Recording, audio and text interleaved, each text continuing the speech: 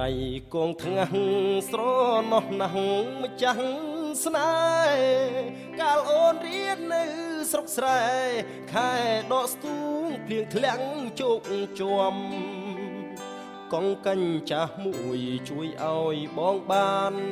ដុបមុំចៃដន្យថ្ងៃមួយភ្លៀងធំដួលរលំអូនអោបកបង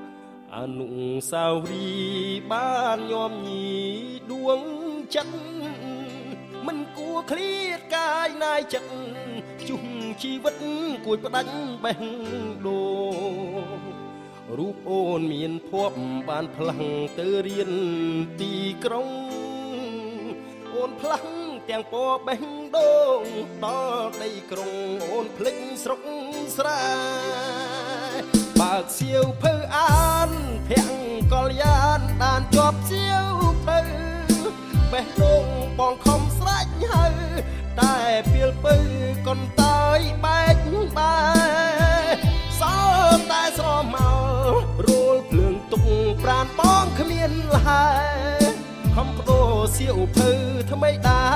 រតែក្តីឈឺចាប់ទ្វេនង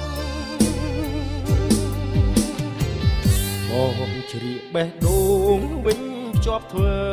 អំបោះចង់ដៃស្រីដោយចិត្តស្មោះសូមស្រីស្រស់សំដូចបំណងអនុស្សាវរីយ៍យើងទាំងពីរបានចងក្រងរៀមទុកជាស្បៃទ្រាំខ្នងលូថ្ងៃបងចាងលោកអើយ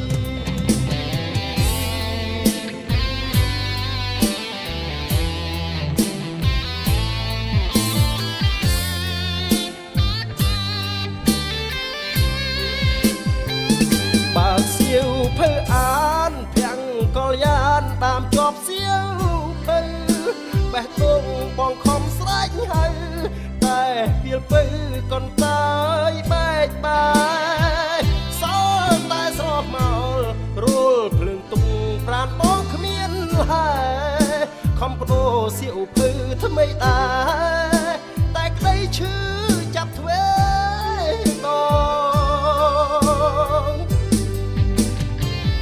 បងជ្រៀកបេះដូងវិញជាប់ធ្វើអំបោះចងដៃស្រីដោយចិត្តស្មោះសូមស្រីស្រស់សំដូចបំណងអនុស្សាវរីយ៍យើងទាំងពីរបានចងក្រងរៀមទុក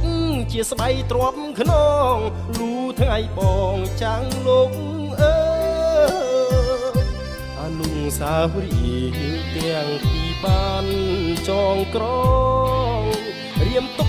ជាស្បៃទ្រាំខ្នងលូថ្ងៃបងចាលោកអើយ